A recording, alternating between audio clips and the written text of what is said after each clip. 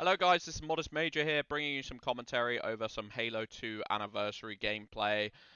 This particular gameplay is on Shrine, which is probably my favorite map of the Halo 2 Anniversary maps as it stands. It's just such a pretty map, it's beautiful to look at, so you can continually play it, and I like the power weapons. I probably prefer the sword setup in the middle to the rocket launcher, because the rocket launcher just absolutely dominates the hell out of circles. Or ring, sorry, I should say. Um, but I think the sword, although you could camp with it in the middle, it was a little bit tedious. The rockets just guarantee you free kills, so it's a little bit, I don't know, annoying to deal with. But nonetheless, I get a 30 and 0 here. I was pretty happy with the score. This was like the only like super mega good score that I got. It was playing against pretty piss poor people, but my sniper was like, if you look at this no scope, oh, check that one out. I was pretty hyped about that. I'm not one for no scoping. I'm terrible, so I have to pop off over the smaller things because they don't really happen to me too often. But nonetheless, I thought I'd give you a commentary. It's been a really long time. Of course, I'm sure as you guys are aware, I definitely feel bad for leaving like people in the lurch. I have my own like issues, obviously, that I'm going through. If anyone followed me on Twitter, if anyone's familiar with me as a person, they know that I had these like really bad tiredness issues, really bad anxiety issues, depression issues. Not so much depression, but it was more so anxiety and tiredness were the worst two factors. I got really sick from a holiday going to DreamHack Sweden, going to compete in Melee. I got some sort of monovirus, which was extraordinarily deflating and like kind of changed me as a person. In the long run, I think it changed me for the better because I got so much perspective and so much time to think and so much time to reevaluate things and work on myself as a person. But in the short term, it definitely did not feel that way. It was just pretty much pure suffering. But like, I always think as long as you take suffering in like a chance to better yourself and a chance to condition yourself, you can gain something positive from almost any negative situation. Um, and people, I know it might seem weird. I think mental health is quite a strange one to people who don't understand it or haven't had it. Why would they understand? Why would you comprehend something that you've never experienced? From the outside looking in, it seems like it's just blown out of proportion, and in a sense, it is. It's your mind, running on a hamster wheel too fast and going a little bit crazy and not knowing what to do with itself. And from the outside in, it seems like the solutions are so easy. Just stop overthinking it. Stop, like sort out the problems yourself. But when you're in it, your mind is very good at tricking you and very good at, running you back in the same loops and reminding you of the worst possible, uh, you know, perspectives on your condition and of your place in life or your place mentally. It has a really bad habit of just reminding you. Um, and so I was dealing with that for like quite a long time. It was pretty rubbish. I decided to bite the bullet and go for anxiety medication. I'd already been on an anxiety medication before, but it didn't work at all. So I kind of had written them off as thinking they were terrible. I think they weren't particularly helpful. But a doctor was just trying to convince me of a second type, and it worked, and it was really good. So luckily for me, I'm in a super good place right now. And ready to play, ready to game, ready to be a little bit more productive with my time, which is super exciting. And I hope, you know, I'm not necessarily thinking of going on the YouTube content grind right now because YouTube's in a bit of a weird place right now. I don't think YouTube really rewards my kind of play and my kind of not my play, my content creation style. I really love the long form commentaries. I really love talking about topics and talking about the gameplay in depth.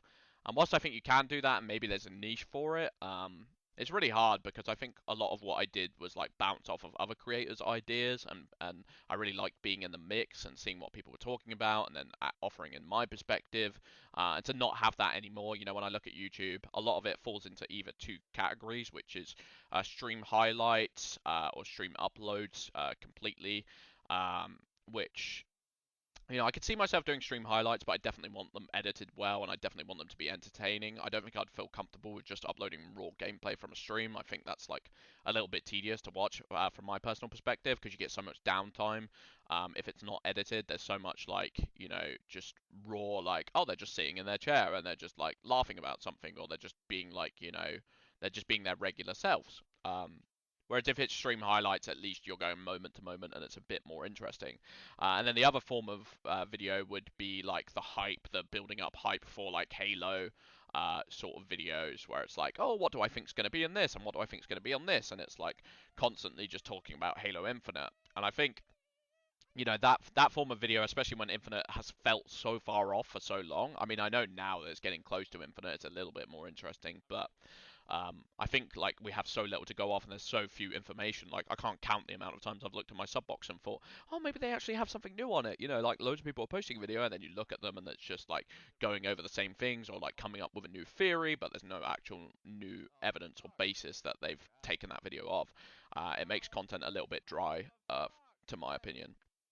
So how I'm going to do videos, I'm not really sure. I've definitely been streaming a lot.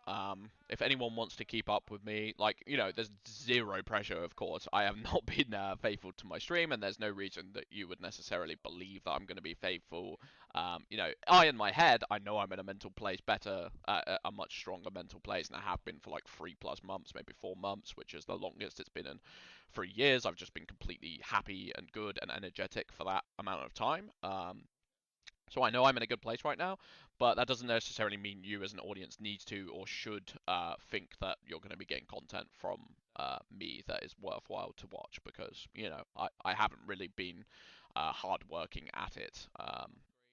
So streaming is where I'm planning to go. If you guys have an interest in watching my stream, that would be awesome. I'm going to be thinking about how to approach YouTube. I definitely want to approach it again in some form of a way. But obviously, there's a lot of factors to consider, like the fact that I'm playing a lot of Super Smash Bros. Melee as well, and like how would that fit in? And I know that there's not much cross-pollination between watching Super Smash Bros. Melee and watching Halo. And I'm really enjoying Halo 2 Anniversary, but how long is that going to last? I think Halo 2 Anniversary is great, but if they didn't add any new Forge maps and they didn't add like much new content, I can't see myself playing it forever and ever and ever.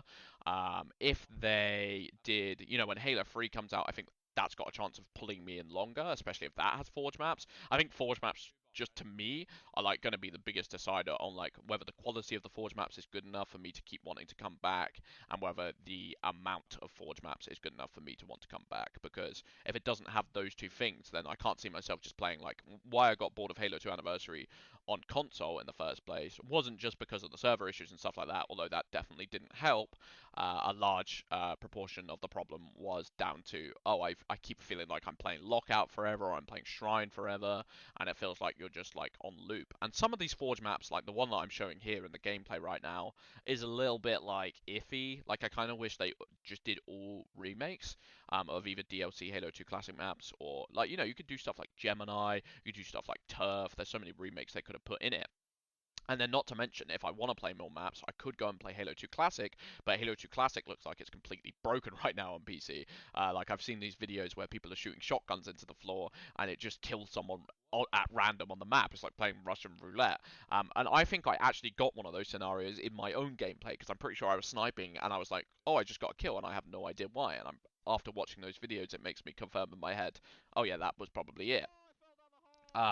They do have a Guardian remake that's like pretty interesting, but it's a little bit too open plan for me. That kind of seems to be the basis of how they've done all these Forge remakes. Is it's like, oh, it's midship, but it's a little bit more open plan, and oh, it's Guardian, but it's a little bit more open plan.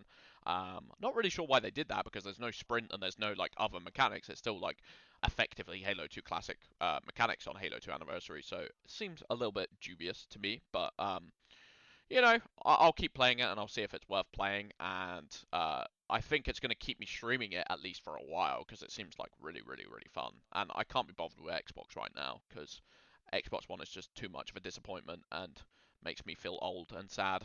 But anyway, I hope you guys enjoyed this commentary to some extent. I'm not going to go on too long. So yeah, let me know if you guys want to follow. I'll leave my Twitch link in the description if you do guys do want to keep up with me and check what's going on in the world of Modest Major. And I'll try and approach more gameplay commentaries. Like, try and let me know in the comments if you'd like gameplay commentaries or if you wouldn't mind watching stream highlights. I'm definitely not going to do stream straight raw uploads. I think that's just a bit cringe, but it just kind of depends what people want to watch. And, I'm here to please you guys at the end of the day. So, anyway, hope you guys enjoyed. I'll be modest. Peace out.